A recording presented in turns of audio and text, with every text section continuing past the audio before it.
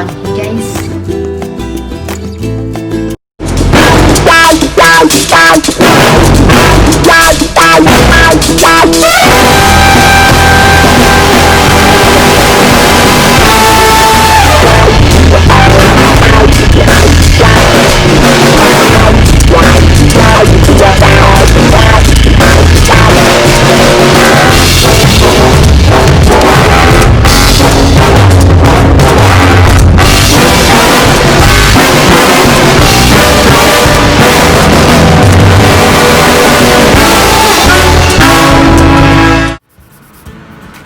What's up mga day? So, dito na naman tayo ulit ngayon sa ating home decoration vlog.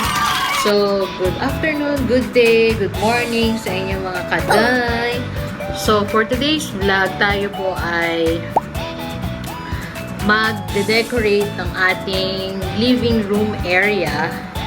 Maglalagay na tayo ng Christmas tree. So, since it's already Bar month, so naisipan kong mag-ayos na ng living room ko, maglagay na ng mga Christmas decorations. So samahan nyo ako guys sa pag-aayos mga day ng aking bahay for this Bar months and incoming Christmas. So pinagdadasal ko lang sana hindi guluhin at ngat-ngatin ang aking makulit na aso.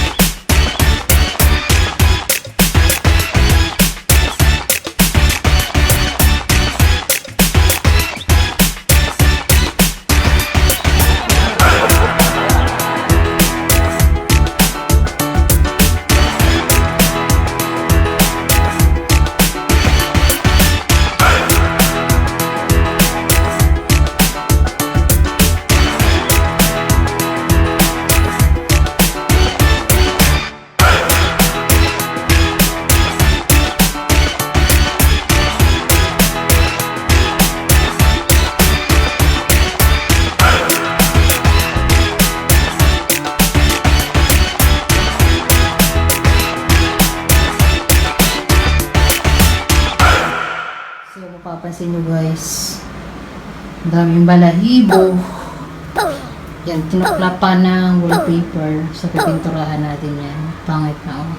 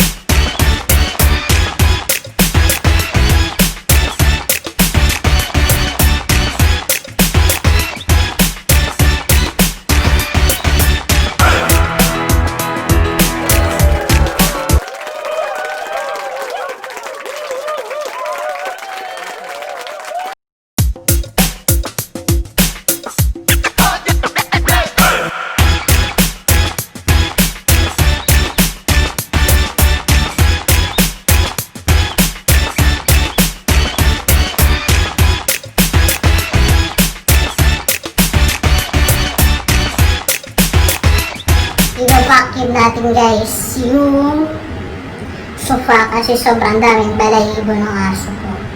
So, vacuum na!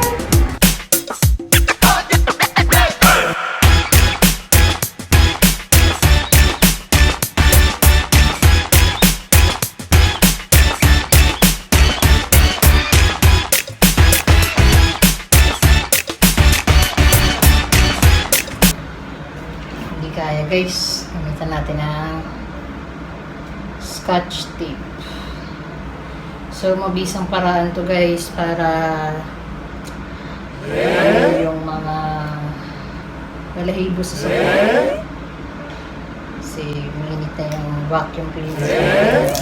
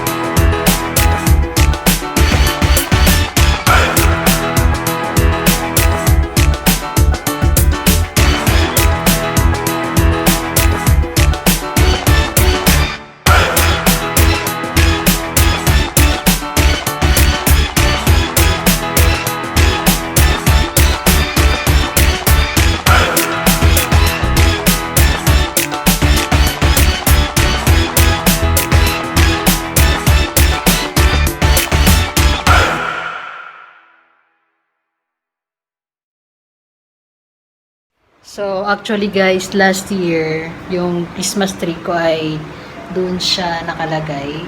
So, inilipat ko siya dito sa kabila para hindi maabot ng aso kasi yung aso ko sobrang kulit. So, ayusin na natin guys.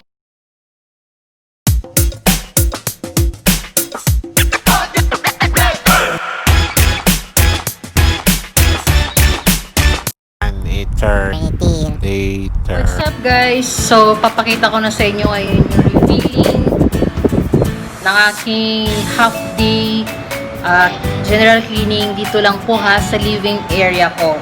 So, ganun po ako kabusisi mag-inis ng bahay. So, living area. So, ayan na ang Christmas tree. We wish you a Merry Christmas. Ayan. So, meron akong pa-flowers dito guys. Ayan. Then, Merry Christmas. So, tour ko lang tayo guys. So, ayan, nagmukha na siyang bahay guys.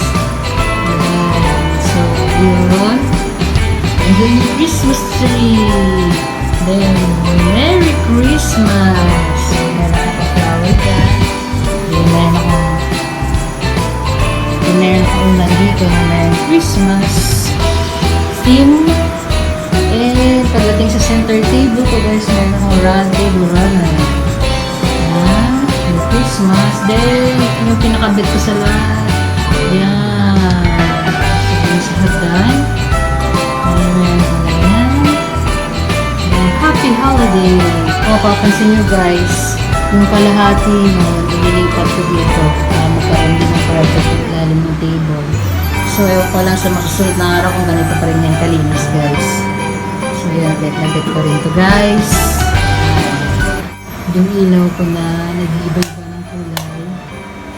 So, pwede siyang medium beam and dim light.